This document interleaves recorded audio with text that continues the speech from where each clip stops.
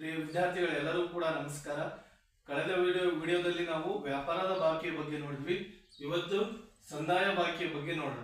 ವ್ಯಾಪಾರ ಬಾಕಿ ಅಂತಂದ್ರೆ ಕೇವಲ ವಸ್ತುಗಳ ಮೌಲ್ಯವನ್ನು ಮಾತ್ರ ಗಮನದಲ್ಲಿಟ್ಟುಕೊಂಡು ನಾವು ಸಮತೋಲನ ಮಿಗುತಿ ವ್ಯಾಪಾರ ಬಾಕಿ ಅಂದ್ರೆ ಏನಂತ ನೋಡಿದ್ವಿ. ಅಂದ್ರೆ ಅಲ್ಲಿ ಸಂದಾಯ ವ್ಯಾಪಾರ ಬಾಕಿ ಅಂತ ಬಂದಾಗ ಕೇವಲ ಸರಕುಗಳ ವ್ಯಾಪಾರವನ್ನು ಮಾತ್ರ ಪರಿಗಣನೆಗೆ ತೆಗೆದುಕೊಳ್ತೀವಿ ಅಂತ ಮೈಂಡ್ ಆಗಿರ್ಬೇಕು. ಸಂದಾಯ ಬಾಕಿ ಅಂತ ಬಂದಾಗ ಸರಕುಗಳ ಜೊತೆಗೆ ಸೇವೆಗಳನ್ನು ಕೂಡ ನಾವು ಪರಿಗಣನೆಗೆ ತೆಗೆದುಕೊಳ್ತೀವಿ.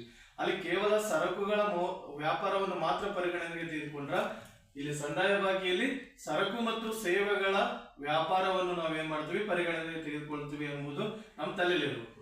ಈಗ ಸಂದಾಯ ಬಾಕಿ ಅಂತಂದ್ರೆ ಏನಪ್ಪಾ ಅಂದ್ರೆ, ಸಂದಾಯ ಬಾಕಿ ಅಂದ್ರೆ ಏನಂದ್ರ ಒಂದು ರಾಷ್ಟ್ರವು ಒಂದು ವರ್ಷದ ಅವಧಿಯಲ್ಲಿ ಆಮದು ಮಾಡಿಕೊಂಡ ಗೋಚರ ಮತ್ತು ಅಗೋಚರ ವಸ್ತುಗಳು ಹಾಗೂ ರಫ್ತು ಮಾಡಿದ ಗೋಚರ ಮತ್ತು ಅಗೋಚರ ವಸ್ತುಗಳ ನಡುವಿನ ವ್ಯತ್ಯಾಸವನ್ನೇ ನಾವು ಏನಂತ ಕರಿತೀವಿ, ಸಂದಾಯ ಬಾಕಿ. ಅಥವಾ ಇನ್ನೊಂದು ಅರ್ಥದಲ್ಲಿ ಹೇಳ್ಬೇಕಪ್ಪ ಅಂತಂದ್ರ ಒಂದು ರಾಷ್ಟ್ರವು ಒಂದು ವರ್ಷದ ಅವಧಿಯಲ್ಲಿ ರಫ್ತು ಮಾಡಿದ ಸರಕು ಮತ್ತು ಸೇವೆಗಳ ಮೊತ್ತ, ಆಮದು ಮಾಡಿಕೊಂಡ ಸರಕು ಮತ್ತು ಸೇವೆಗಳ ಮೊತ್ತದ ನಡುವಿನ ವ್ಯತ್ಯಾಸವನ್ನೇ ನಾವು ಏನಂತ ಕರಿತೀವಿ, ಸಂದಾಯ ಬಾಕಿ. ಅರ್ಥ ಆಯ್ತಾ? ಇಲ್ಲಿ ಒಂದು ವರ್ಷದಲ್ಲಿ ರಫ್ತು ಮಾಡಿದ ಸರಕು ಮತ್ತು ಸೇವೆಗಳ ಮೌಲ್ಯ, ಆಮದು ಮಾಡಿಕೊಂಡ ಸರಕು ಮತ್ತು ಸೇವೆಗಳ ಮೌಲ್ಯಗಳ ನಡುವಿನ ವ್ಯತ್ಯಾಸವನ್ನೇ ನಾವು ಸಂದಾಯ ಬಾಕಿ ಅಂತೇಳಿ ಕರಿತೀವಿ. ಇಲ್ಲಿ ಸರಕು ಮತ್ತು ಸೇವೆಗಳ ಎರಡೂವನ್ನು ನಾವು ಕನ್ಸಿಡರ್ ಮಾಡಬೇಕಾಗ್ತದೆ. ಇಲ್ಲಿ ಮತ್ತೆ ಈ ಸಂದಾಯ ಬಾಕಿಯಲ್ಲಿ ಎಷ್ಟು ಪ್ರಕಾರಗಳು ಮಾತ್ರ? 3 ಪ್ರಕಾರಗಳು. ಮಿಗುತಿ ಸಂದಾಯ ಬಾಕಿ, ಕೊರತೆಯ ಸಂದಾಯ ಬಾಕಿ, ಸಮತೋಲನ ಸಂದಾಯ ಬಾಕಿ. ಮಿಗುತಿ ಸಂದಾಯ ಬಾಕಿ ಅಂದ್ರೆ ನಮ್ಗೆ ನೆನಪಿರ್ಬೇಕು, ಇಲ್ಲಿ ರಫ್ತು ಹೆಚ್ಚಿರ್ತದ, ಆಮದು ಕಡಿಮೆ ಇರ್ತದ. ಇನ್ನು ಕೊರತೆಯ ಸಂದಾಯ ಬಾಕಿ ಅಂತಂದ್ರೆ ಇಲ್ಲಿ ಆಮದು ಏನಾಗಿರ್ತದ, ಹೆಚ್ಚಿರ್ತದ, ರಫ್ತು ಏನಾಗಿರ್ತದ, ಕಡಿಮೆ ಇರ್ತದ.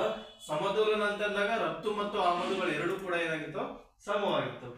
ಹಾಗಾದ್ರೆ ಮಿಗುತಿ ಸಂದಾಯ ಬಾಕಿ ಅಂತಂದ್ರೆ ಏನು ಅಂತ ನೋಡೋಣ.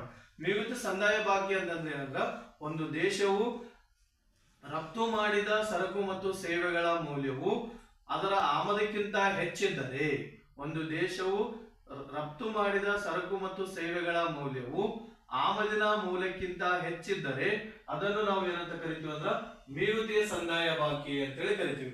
ಈ ಮಿಗುತಿಯ ಸಂದಾಯ ಬಾಕಿಯ ಸೂತ್ರ ಏನಂದ್ರ ರಫ್ತುಗಳು ಗ್ರೇಟರ್ ದೆನ್ ಆಮದುಗಳು. ಅಂದ್ರೆ ಇಲ್ಲಿ ಅರ್ಥ ಏನು, ರಫ್ತುಗಳು ಹೆಚ್ಚಾಗಿರ್ತವೆ ಯಾವುದಕ್ಕಿಂತ, ಆಮದಿಗಿಂತ ಅಂತೇಳಿ ನಾವು ಬರೀಬಹುದು. ಇನ್ನು ನೆಕ್ಸ್ಟ್ ಕೊರತೆಯ ಸಂದಾಯ ಬಾಕಿ. ಕೊರತೆಯ ಸಂದಾಯ ಬಾಕಿ ಅಂದ್ರೆ ಏನು, ಒಂದು ದೇಶದ ಸರಕು ಮತ್ತು ಸೇವೆಗಳ ಆಮದಿನ ಮೌಲ್ಯವು ರಫ್ತಿನ ಮೌಲ್ಯಕ್ಕಿಂತ ಹೆಚ್ಚಿದ್ದರೆ, ಒಂದು ದೇಶದ ಸರಕು ಮತ್ತು ಸೇವೆಗಳ ಆಮದಿನ ಮೌಲ್ಯವು ರಫ್ತಿನ ಮೌಲ್ಯಕ್ಕಿಂತ ಹೆಚ್ಚಿದ್ದರೆ ಅದನ್ನು ನಾವು ಕೊರತೆಯ ಸಂದಾಯ ಬಾಕಿ ಅಂತೇಳಿ ಕರಿತೀವಿ. ಇಲ್ಲಿ ಆಮದು ಏನಾಗಿರ್ತದೆ, ಹೆಚ್ಚಿರ್ತದೆ, ರಫ್ತು ಏನಾಗಿರ್ತದೆ, ಕಡಿಮೆ ಇರ್ತದೆ. ಕೊರತೆಯ ಸಂದಾಯ ಬಾಕಿಯ ಸೂತ್ರ ಏನು, ಕೊರತೆಯ ಸಂದಾಯ ಬಾಕಿ ಇಸ್ ಈಕ್ವಲ್ ಟು ರಫ್ತುಗಳು ಲೆಸ್ ದೆನ್ ಆಮದುಗಳು. ಇದರ ಅರ್ಥ ಏನು, ರಫ್ತುಗಳು ಕಡಿಮೆ ಇರ್ತದ, ಆಮದು ಏನಾಗಿರ್ತದ, ಹೆಚ್ಚಿರ್ತದ. ಇನ್ನು ನೆಕ್ಸ್ಟ್ ಸಮತೋಲನ ಸಂದಾಯ ಬಾಕಿ. ಸಮತೋಲನ ಸಂದಾಯ ಬಾಕಿ ಅಂದ್ರೆ ಒಂದು ದೇಶದಲ್ಲಿರ್ತಕ್ಕಂಥ ಆಮದಿನ ಮೌಲ್ಯ ಮತ್ತು ರಫ್ತಿನ ಮೌಲ್ಯಗಳೆರಡೂ ಕೂಡ ಸಮವಾಗಿದ್ದರೆ ಅದನ್ನು ನಾವು ಏನಂತ ಕರಿತೀವಿ ಅಂದ್ರೆ ಸಮತೋಲನ ಸಂದಾಯ ಬಾಕಿ. ಅರ್ಥಾತ್ ಒಂದು ದೇಶದ ರಫ್ತಿನ ಮೌಲ್ಯವು ಆಮದಿನ ಮೌಲ್ಯಕ್ಕೆ ಸಮವಾಗಿದ್ದರೆ ಅದನ್ನು ಸಮತೋಲನ ಸಂದಾಯ ಬಾಕಿ ಅಂತೇಳಿ ಕರಿತೀವಿ. ಸಮತೋಲನ ಸಂದಾಯ ಬಾಕಿ ಇಸ್ ಈಕ್ವಲ್ ಟು ರಫ್ತುಗಳು ಇಸ್ ಈಕ್ವಲ್ ಟು ಆಮದುಗಳು. ಅಂದ್ರೆ ರಫ್ತುಗಳು ಸೇಮ್ ಇರ್ತಾವ ಮತ್ತು ಆಮದುಗಳು ಕೂಡ ಸೇಮ್ ಇರ್ತಾವ.